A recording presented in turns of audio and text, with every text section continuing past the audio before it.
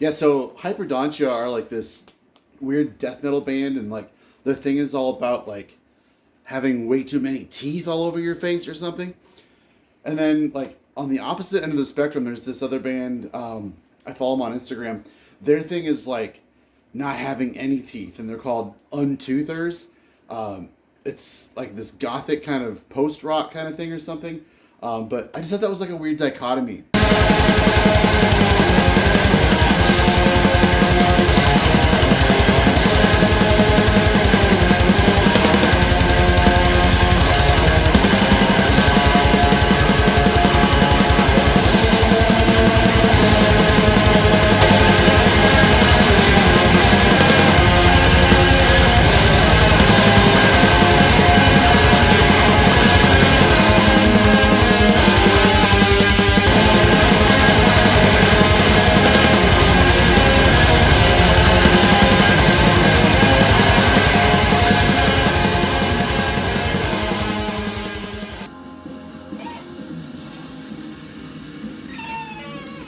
Hey guys, what's up? I've emerged from the depths. Trying this out. Hope this goes well. I hope you'll excuse me if anything seems a little hoarse or rough, or I'm off my game. I am off my game. It's been a couple of weeks here since I've been able to shoot a video. My voice is kind of hoarse. I feel like I'm on the upswing of things. I didn't get COVID. Haven't gotten COVID yet. Knock on wood.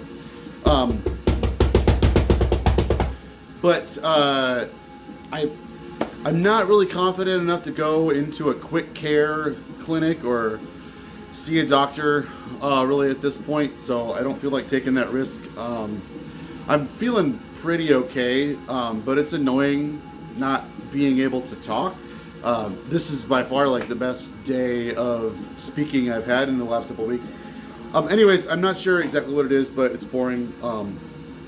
So I'm trying to get back into the swing of things, and I'm trying not to fucking lose my mind not shooting any videos for 3 weeks. On Wednesday it will have been 3 weeks, and I was like, I'm not gonna let 3 weeks go by without touching base with my crew.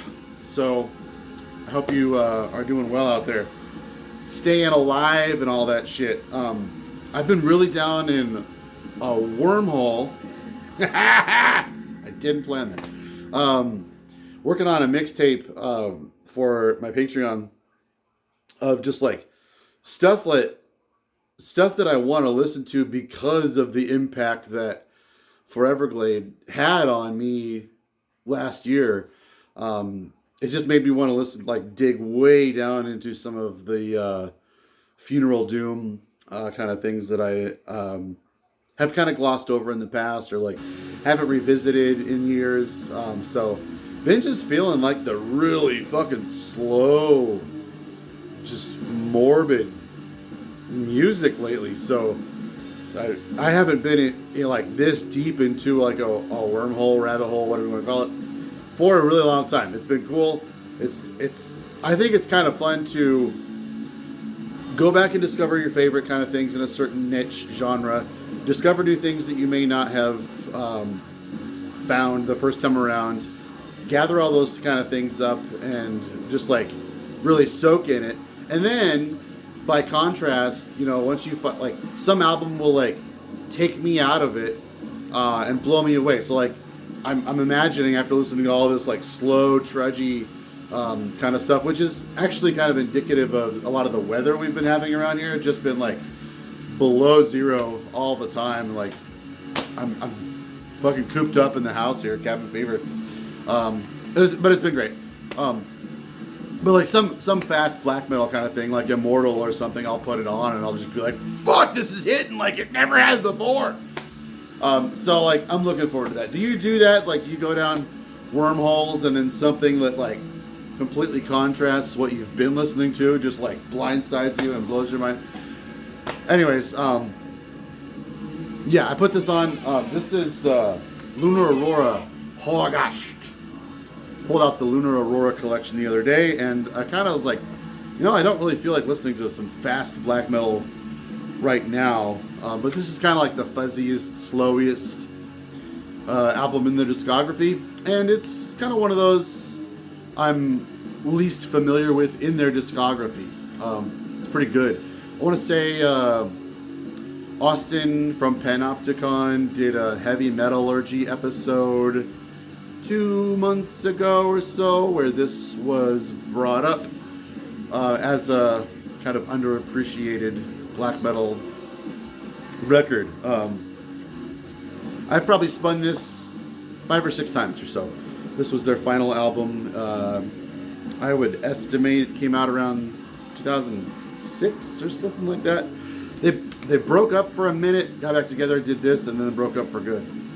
And when that happens, I'm really worried that what they're going to put out is going to be awful. And this wasn't very awful. In fact, I think it's pretty underappreciated. But like, this band has a shit ton of records, and they're all stellar, especially Weltenganger. Yeah, the throat, it's bugging me. But I don't know. I'm to the point where like I spent several days just like drinking hot tea and not talking at all, and it didn't get any better.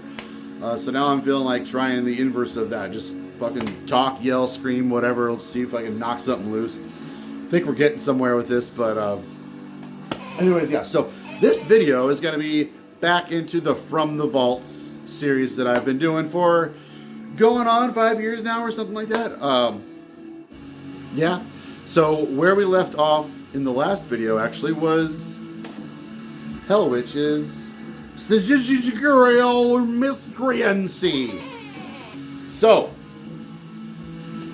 I have a cameo from Sparkle the cat. So Hemdale, Ohio's grindcore aficionados. This is a Relapse compilation called Rad Jackson of, I believe at the time they were saying that this was all of the Hemdale material, but I've since found like an old Relapse compilation CD that came out. Had a track or two that wasn't included on here. But this is 37 tracks of Hemdale. So if you need 2 more, then you might be me. This is a killer. This is a great band. All their stuff was put out on lots of different labels. A lot of their stuff was on splits and 7 inches and shit like that. So to have it all put out and have it like readily available was really cool. I think these guys are very underappreciated.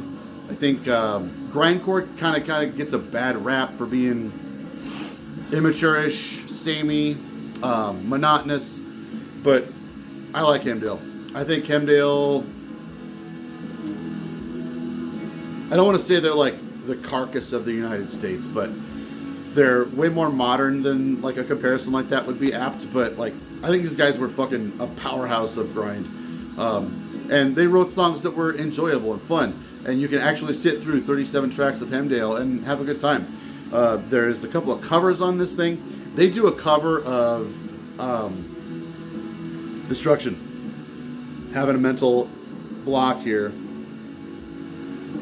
They have a song called Tribute to Anal Cunt because we think they're cool. Curse the Gods. Curse the fucking gods. It's one of the best Destruction covers I've ever fucking heard. But like the best Hemdale song ever, Delicious Gory Fun, kicks off this album, and from there on it's just a fucking party. I think this release is really good. You can probably still pick it up in the Relapse cheap ass bin for $5 or so, but it's worth it. There's a kitten crawling out of that woman's face.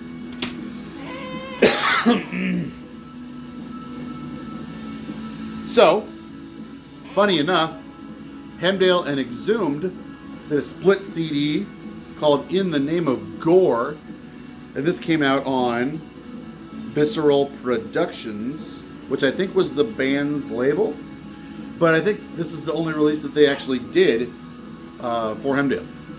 I'm not the biggest Exhumed fan. I think this is the only Exhumed I actually own. I put it on prior to filming this video just to kind of reacquaint myself, and I consistently have the same feeling about Exhumed. I'm just like, it's not what I want it to do. It's not like, I don't need grind with solos. It's not grind. It's kind of like a death grind kind of deal, like kind of like a thrashy death metal kind of thing. It's just like, I don't know. I can't really conjure or bother to say anything negative about Exhumed. It just doesn't work for me. It just doesn't click. Doesn't Doesn't trip my trigger like I guess it does for a lot of other people. Maybe I'm hearing the wrong album. I've heard Slaughter Cold. I've heard I've heard a couple other earlier records. I've heard a lot of people say that like their more recent ones are also pretty good, but like I feel like if I don't like the first couple, like am I really missing out if I don't check out the newer ones? Anyways, this is killer. This is probably the best tracks on Rad Jackson. Well, the best Hemdale material. So this rules. Picked this up at Cheapo in Minneapolis about 5 years ago. Hemdale fucking rules, man. I've got a Hemdale shirt that I'm too fat to fit into. I wish I wasn't. Come on, shirt. So here's a band. Like, this is a band that should have been fucking awesome. And this band is not awesome. If you told me that members of Ceremonium did a black metal album or band with a couple of albums, I'd be all over that shit. Dan Lilker played bass in Hemlock. So this is a New York band, post Ceremonium. Had all the trappings to be awesome, but dude, this is not good. This came out in '97 on Voices of Wonder, of all things. Like I can't think of another instance where Voices of Wonder, a Norwegian label, would release something from an American band, let alone like a New York, Brooklyn black metal band. This is just very, very unimaginative, unoriginal, uninspired, I guess. I don't know. They wound up doing an album on Full Moon. I have not heard, I think, any other Hemlock stuff, but it's way worse than it ought to be. Plain and simple. And that artwork. Ugh, that artwork is so bad. There was a time in metal, I think, where having an upside down crucifix like had some impact. Had the impact that a lot of artists intended, but I think that shit kind of wore out earlier than a lot of people realized back then. So next, something completely different, and I'm not going to spend really any effort differentiating between these two albums, but this is Henry Cowell.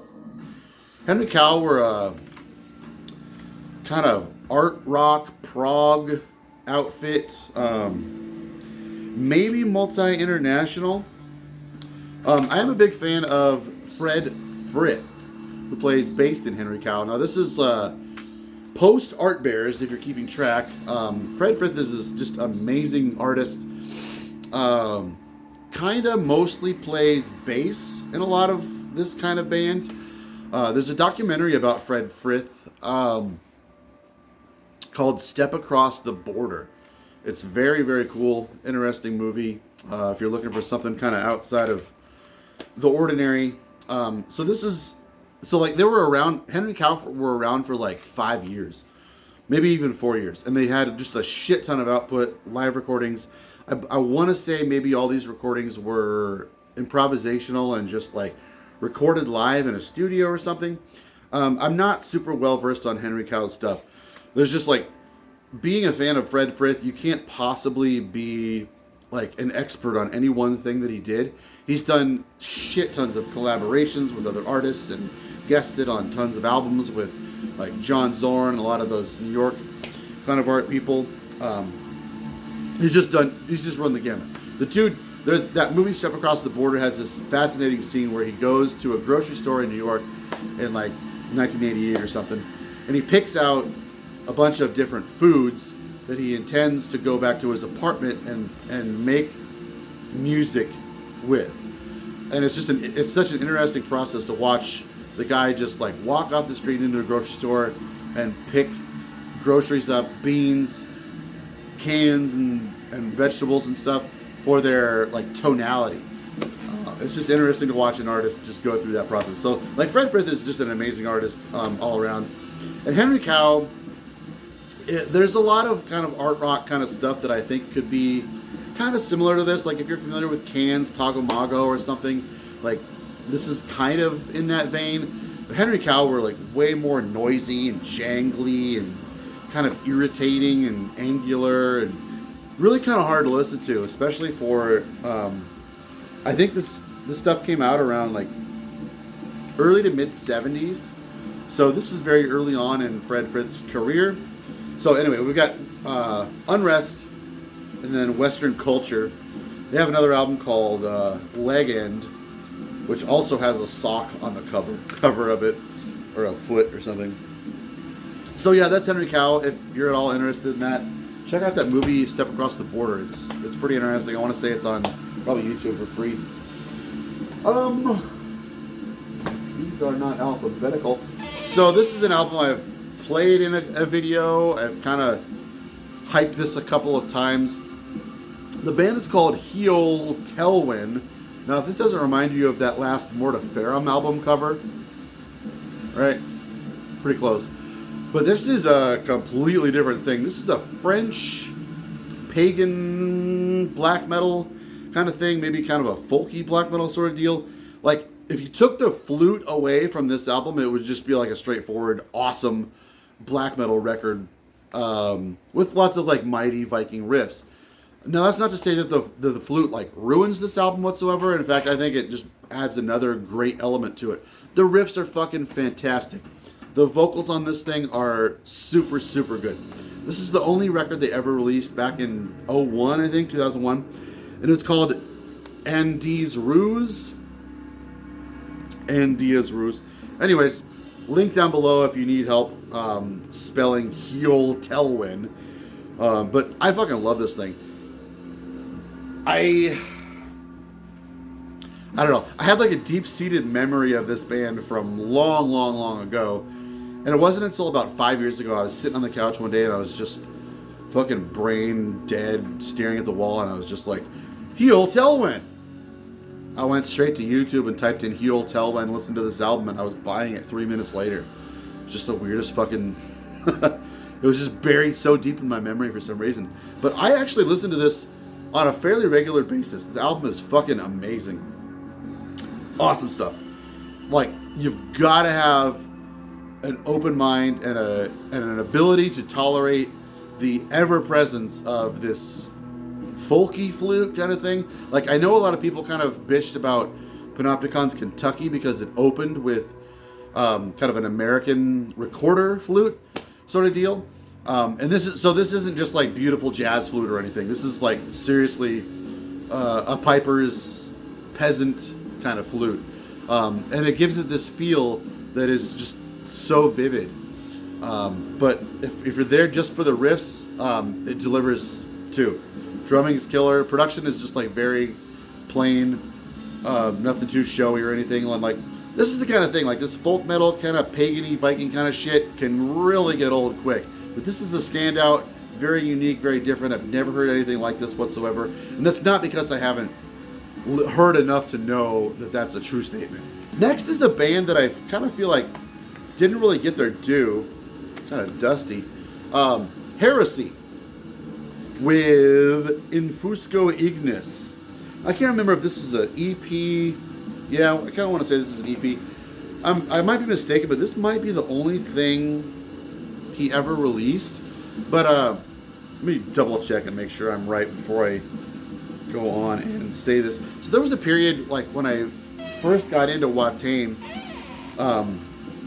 I was really into the production on those first couple of albums. It's fucking phenomenal. And it was all done by Necromorbis Studios, which is a studio who I think has gone on to work with some of the last couple of Mayhem recordings. Yeah, and he's really gone... Yeah, okay. So I'm not sure if this is actually the project of Torres Stierna from Necromorbis Studios. Either way, this is very similar to Watain. I won't beat around the bush there. Killer, just like really obsidian black, dark kind of black metal from Sweden. Really, really good. Artwork from fucking you-know-who. But good stuff, pretty well overlooked. Heresy with an I. A couple more here. Hex and House. Deja Voodoo. This is a Canadian kind of power metal, thrash, sort of outfit. Came out on Black Market. Sorry, Swedish. Where did I get Canadian? I'm pretty sure Hex and House are from Sweden. Also, I think cover art by Necrolord. So this is not Hex and House's best work. I think they did like 2 records before this, which were pretty cool. One of them has the same artwork as Blessed Are the Sick. But this is good. I think this vocalist is pretty great. Back in the AOL days of the late 90s, we used to run these like MP3 mailing lists, and we would send out just like one song from a band to a circle of like 30 friends or so, and we would all kind of get on each other's mailing lists and stuff. And like that's a really kind of a precursor of like the end of zines and kids using internet technology to share their own music findings with a kind of a mass of people. Like, and some people's, like in my case, I had one that was like 30 people or so. And a lot of it was centered around the Unholy Metal chat room. Good times. So my friend Dave sent out a track from this, and I scooped it up on eBay. I was kind of buying everything I could get my hands on back then. It's fun. It's kind of technical. It's kind of just like too late to be a monumental thrash metal album. I think this came out in like 93, 94, 98 actually. So it's kind of like not in the right time period, kind of a mishmash of styles that didn't quite like happen or fall upon the right ears. But I do think this is a killer record. I put this on from time to time still yet, and I still like it. Squeakiest drum throne ever. Can you imagine recording and having this son of a bitch fucking pick up in your microphone? Next is a great fucking band. I cannot recommend these guys enough. They're from Norway. These are the only 2 releases they ever put out. There was an EP and a full length. I kind of prefer the EP Bak og Forby. The band is called Hinsidig, Hinsidig. This one came out on Pest Productions, which I think is a Chinese label, if I'm not mistaken. 2009. And this is just so good. It's nothing out of the ordinary. It's not like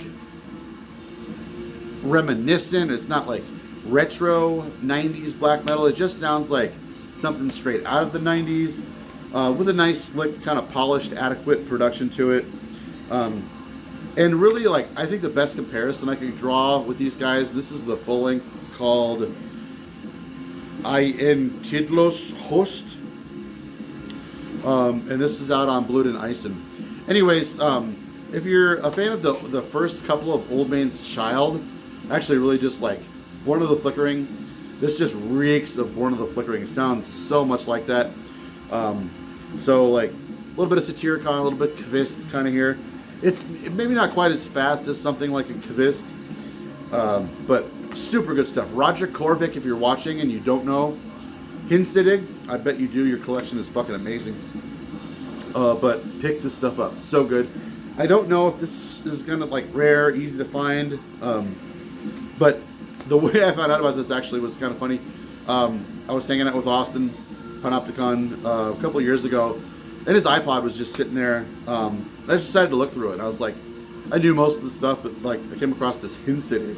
And like Austin lived in Norway for a couple of months. So he's very well versed in a lot of Norwegian bands.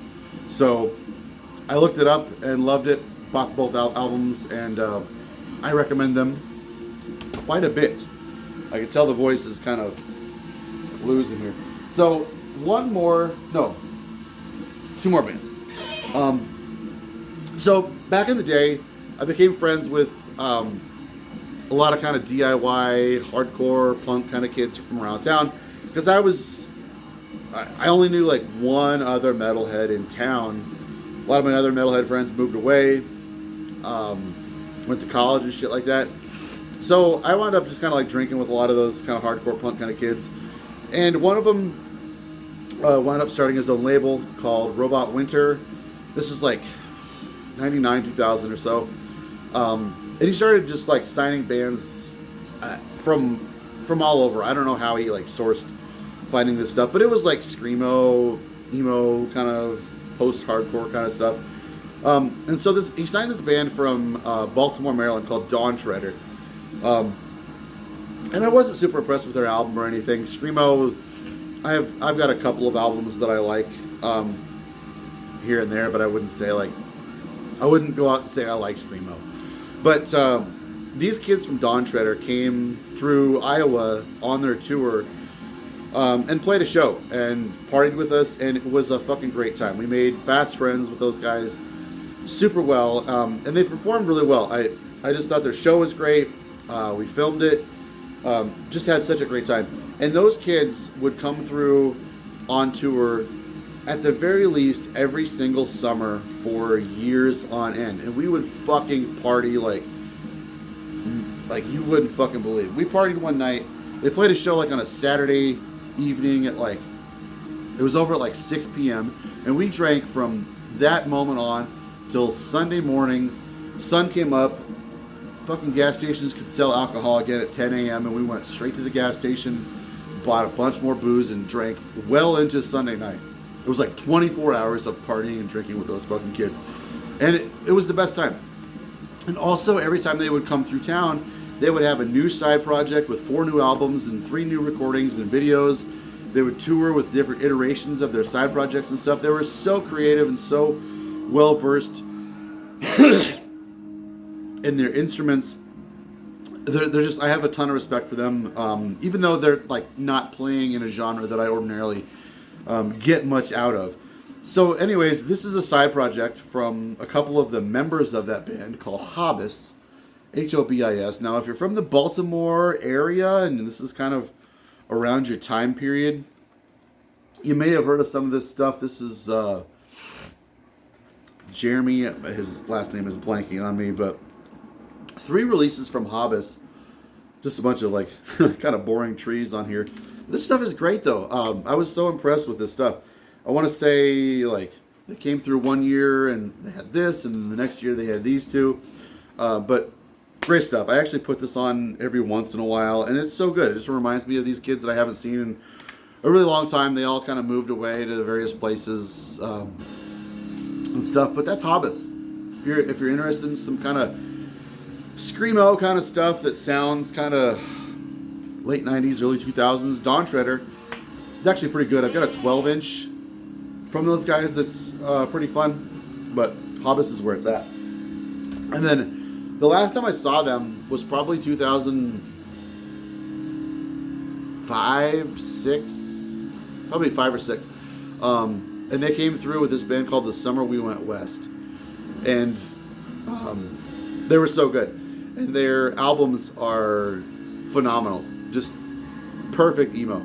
And I've seen I think a couple years ago I saw somebody's list that was the 10 most underappreciated emo bands of the 2000s. And I hadn't heard of any of them, but The Summer We Went West was on this list. I remember thinking the writer of this list was pretty accredited and knew what they were talking about. I was just did those guys really? Okay. Anyways, I'm not going to end on that note. Let's get back to some metal. But not any good metal, of course, by any means. Hey, by the way, say hi to my little guy here. I need to put this guy up somewhere and display him a little bit better, but that's Mr. Skullman. So this band is called Holy Death.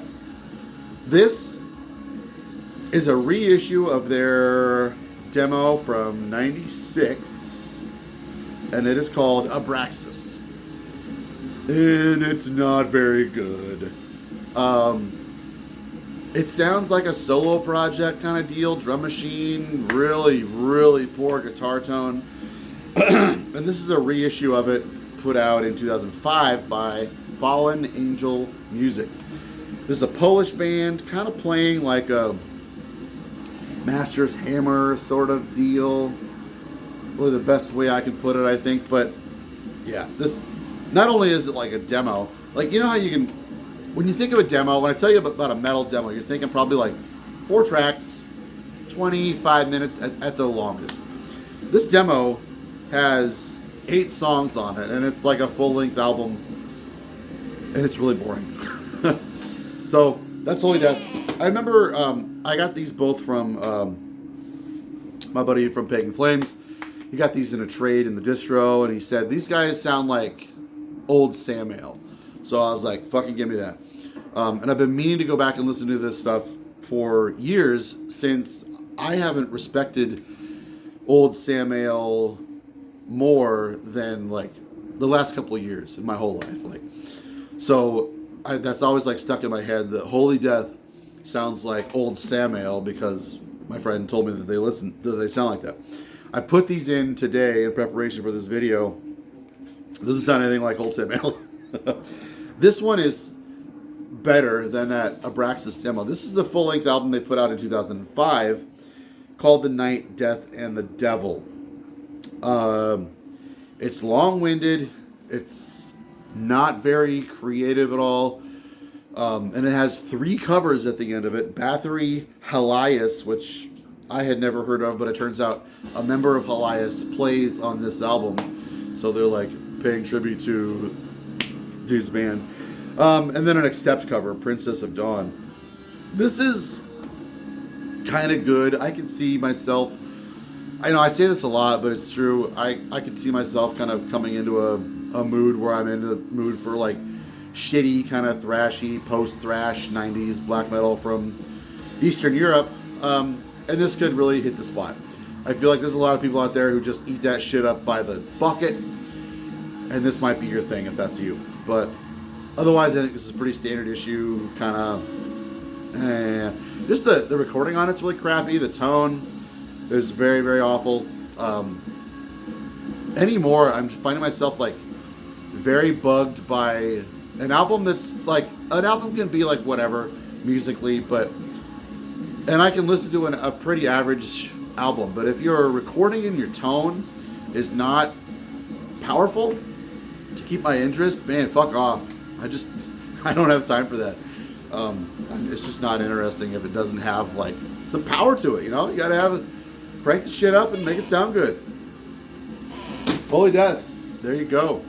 From me and my friends at Skulls Are Us, a very happy day to you, and fuck God. Burn a Bible. Bye-bye.